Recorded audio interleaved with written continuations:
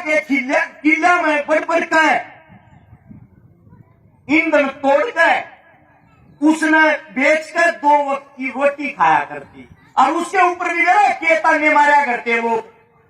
एक भील देखने ला गया, बोला आजाद की माँ है ने बोला बुढ़िया तेरा छोरा चोर था, डाकू था, उन अंग्रेजा की रेल लूटी थी, बड़ी निजागिया के ताड़े इस मारेपन में आज जोड़ कर बोली रे बेटा इसी दुर्गति भी क्यों करो हो, मेरा चंदू चोर नहीं था, मेरे चंदू ने वह रेल लूटी थी, वह थारे मारे लूटी थी, उनके हथियार लाकर तब ना आजाद कराओ है, मेरा बेटा चोर नहीं था, अब तो मेरे बेटे ने चोर कहो हो।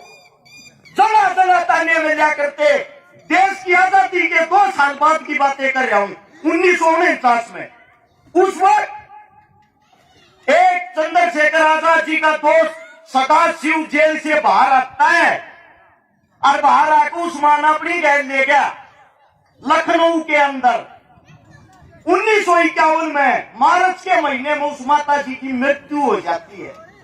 मृत्यु होने के बाद वो सरकार से ये गुहार लगाता है, अरे शहीद की मां थी, इसकी एक तस्वीर लगाना था, वहां 5 फुट की जगह दे दो।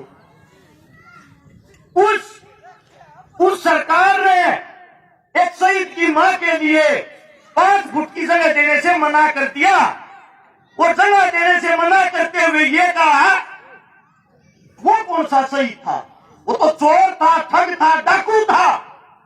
सदाशिव बोला हमारी मां के बारे में एक भी लफ्ज नहीं सुनाएंगे, अगर आप आजादी की कुर्सी पर बैठे हो और इस देश के राजा बने हो वो इनकी बेटों की देन है, अखारे तो जो वो कर लियो, हम इस मूर्ति को स्थापित करके दिखाएंगे। उधर से सदाशिव ने अपने सर पर 5 फुट की प्रतिमा रख ली और उधर से देश में पहली बार कर्फ्यू लग गया था।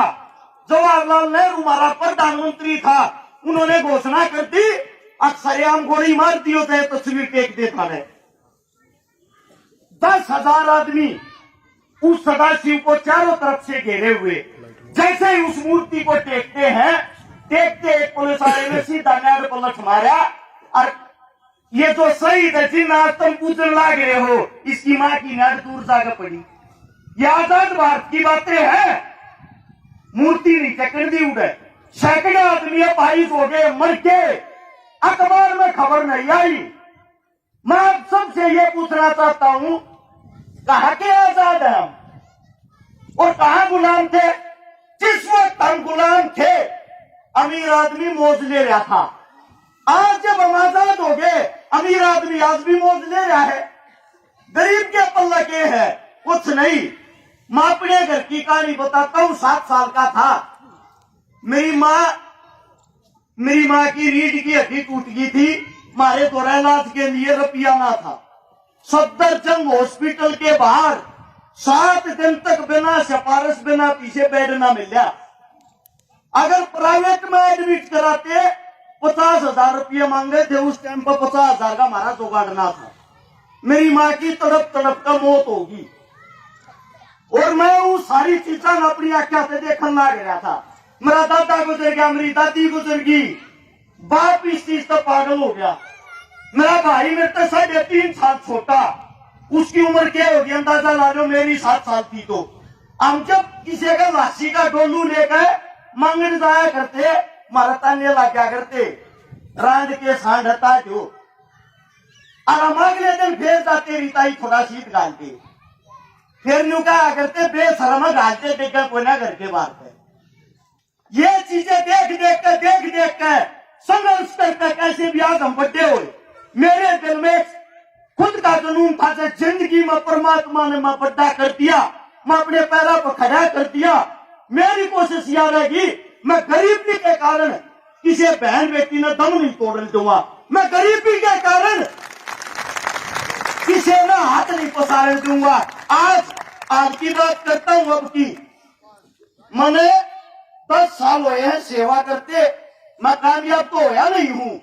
कामयाबी तो एक अलग चीज हो है, हारे वर्ग का गरीब हूं, किराए के मकान वाला हरू सोनीपत आज भी सेक्टर 23 में। लेकिन मेरा संतुष्टि एक बात से, मैंने 1300 उन परिवारों के इलाज करा लिए जिनके घर में पीने के लिए पानी का मटका तक नहीं था। मैंने लगभग 200 उन गरीब बेटिया का ब्याह करा दिया जिनके घर में 10 रुपये तक नहीं थे। मैंने 23 उन बहना के बात भर दिया जिनके पास बच्चे गिनती भाग्य ना था। लगभग अगर बात करा 27 करोड़ रुपए की नगद मदद कर ली, और वो किस चीज से? एक इस फेसबुक पे, या फेसबुक सेवा शुरू करी थी 2012 में, मैंने चलानी आई 2015 में, और यो जो तुम वीडियो देखो ना, वीडियो 2016 में मैंने बताई थी लोग तुम इस पे वीडियो भी बना सको। मैंने सब तब लाइव आकर मदद करी थी। मैंने न्यू कहा अगर तेरा भिखारी है कि फोना में रुपये मांगे है, आज ऐसा कोई गांव नहीं है, आज ऐसा कोई जिला नहीं है, आज ऐसी कोई तहसील नहीं है जगह इस फोना पर दिखावा ना करते, वीडियो ना बनाते। आज ऐसी कोई जगह नहीं है जगह संगठन बनकर किसी न किसी गरीब की मदद नहीं करते। इसका मतलब ये हुआ अच्छी चीजों का, अच्छे काम का जितना ज्यादा हो हमें दिखावा करना चाहिए। दिखावा, अगर किसी दिखावे से क्रांति आती है, अगर किसी दिखावे से किसी गरीब का बदलाव है तो नुकसान क्या है? मैं आप सभी साथियों से एक बात बताना चाहता हूं, जब भी आपको कोई अच्छी बात बताए, जैसे कि आपके गांव के सरपंच साहब बता रहे थे, इतने संगठन, इतनी चीजें, इतने स्कूल, इतना अच्छा गांव, उसका परिणाम भी आप लोगों के सामने है। अगर आप लोगों को नहीं पता हो, पूरे हिसार के अंदर सबसे ज्यादा सरकारी नौकरियां, सरकारी रोजगार डोभी गांव में है। अगर आपके बच्चे पढ़े हैं तो कामयाबी तो है ना।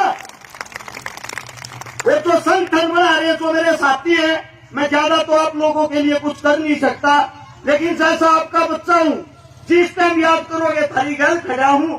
और सबसे पहले भाई एक छोटा सा योगदान 5100 रुपए का मेरी तरफ से एक्सेप्ट करना, ताकि मेरे को भी खुशी हो।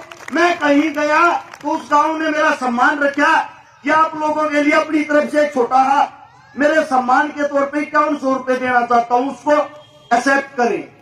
मेरे मुंह से कोई गलत शब्द निकला हो, गलत बात निकली हो, मैं किताबों में पढ़ी हुई बातें नहीं बोलता। जो समाज से सीखी है, जो समाज से सीख रहे हैं, वही आप लोगों के सामने बोलने की कोशिश करते हैं। अगर गलत शब्द निकल गया हो, हाथ जोड़कर आप लोगों के चरणों में क्षमा मांगता हूं। दोबारा से सभी को राम राम, जय हिंद।